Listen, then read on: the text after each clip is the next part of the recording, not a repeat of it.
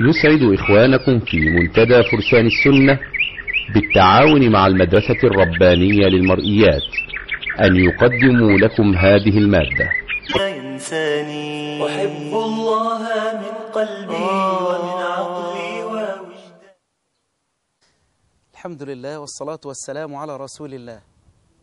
قال رسول الله صلى الله عليه وسلم: من استطاع أن يموت بالمدينة فليفعل، فإن من مات بالمدينة كنت له شهيدا، أو قال كنت له شفيعا يوم القيامة. عاش عمر ابن الخطاب رضي الله عنه وهذا المعنى في قلبه، ولكن في ذات الوقت نفسه يموت شهيد، فدعا ربنا بهذا الدعاء العجيب وسأل ربه شهادة في بلد حبيبك. فيتعجب الناس فيرد عليهم إن ربنا على كل شيء قدير. وفعلا في ذات مرة يقف عمر يسوي الصفوف ويتقدم للصلاة، وبمجرد ما دخل في الصلاة يهجم أبو لؤلؤة المجوسي على أمير المؤمنين فيطعنه عدة طعنات كلها في مقتل، فيقع أمير المؤمنين ويفر المجرم، وكل من لقيه يطعنه. طعن حوالي 13 رجل أو 18 رجل، مات أغلبهم. فلما رآه رجل ألقى عليه برنسا وجد أبو لؤلؤة أنه مأخوذ فنحر نفسه. عمر ابن الخطاب رضي الله عنه قدم عبد الرحمن ابن عوف ليصلي بالناس. سمع الناس بآخر المسجد إن في تغير في الصوت، بس مش عارفين إيه اللي حصل. احتملوا أمير المؤمنين رضي الله عنه إلى بيته، وكان أمير المؤمنين يسأل ماذا فعل الناس، أصلى الناس؟ يسأل ابن عباس: يا ابن عباس اذهب فتحسس أخبار الناس. فيرجع ابن عباس ويقول: يا أمير المؤمنين أبشر، لم يبق صغير ولا كبير ولا رجل ولا امرأة إلا وهو يبكي عليك. يا أمير المؤمنين أسلمت فكان إسلامك فتحا، وهاجرت فكانت هجرتك نصرا، ثم وازرت رسول الله حتى قبض وهو عنك راض، فأتى أبو بكر فوازرته حتى قبض وهو عنك راض. والآن يا أمير المؤمنين قد توليت أمر هذه الأمة، مصر الله بك الأمصار وجبى بك الأموال، ثم تموت يا أمير المؤمنين على فراشك بهذه الشهادة. فيلتفت إليه ويقول: أتشهد لي بهذا عند الله يوم القيامة يا ابن عباس؟ فقال له: أجل يا أمير المؤمنين. فاطمأن عمر وقال: الحمد لله. وعمر ألمه يزداد، شعر الناس بأن عمر سيموت. سقوه الماء، النبيذ ماء ينبذ فيه التمر ليحلى، فخرج الماء من جرحه فما استطاعوا أن يميزوا أهو دم أم ماء، فسقوه اللبن فخرج من جرحه فعلموا أنه هالك. وجعل الناس يتوافدون إلى أمير المؤمنين ليودعونه، أهل المدينة ثم أهل الشام وأهل العراق يودعون أمير المؤمنين.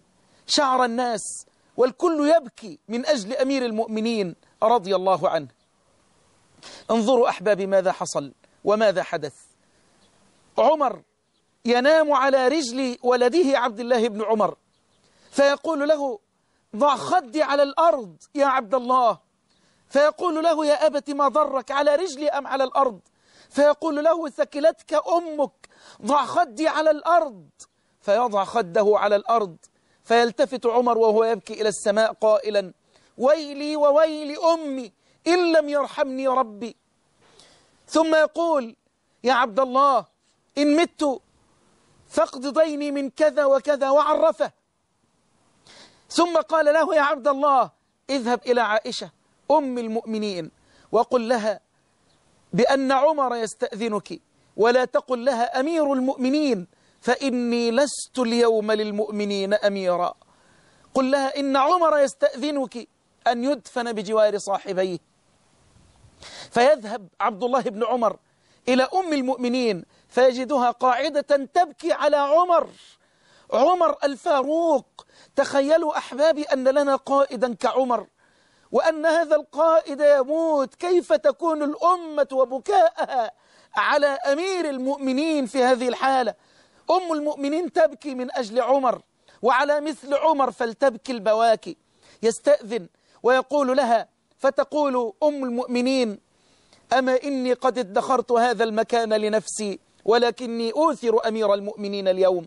فيرجع إلى أبيه، فلما يراه قادما من بعيد يقول لهم: ارفعوني. سبحان الله، عمر العملاق لا يستطيع أن يرفع نفسه، حل به الضعف والموت. يقول لهم: ارفعوني.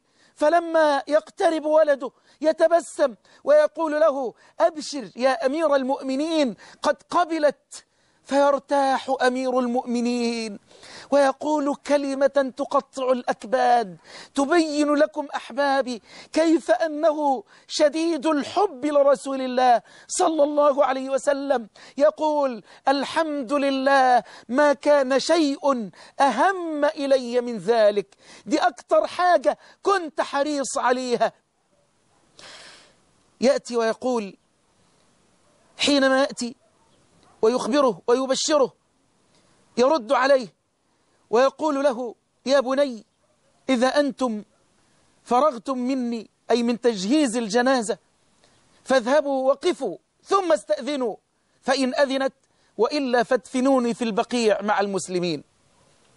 يخشى أن تكون قد قبلت حياء، سبحانك ربي، ويموت أمير المؤمنين، وتفقد الأمة أمير المؤمنين الذي هو بين الأمة وبين الفتنة، هو الباب الذي بين الأمة وبين الفتنة، وكسر الباب، وما أغلق الباب حتى الآن ولن يغلق أبدا.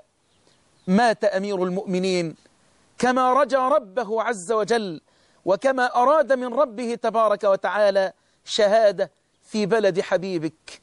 أقول: ده إخلاص ولا صدق ولا حب للنبي صلى الله عليه وسلم؟ ممكن كل ده وأكثر يتضمنه آخر مشهد في حياة أمير المؤمنين عمر ابن الخطاب رضي الله عنه. إلى أن ألتقي، أستودعكم الله مع معنى آخر ومثل آخر لنذوق معه طعم الحب الحقيقي. أحب الله من قلبي ومن عقلي ووجداني، وحب الله يغمرني.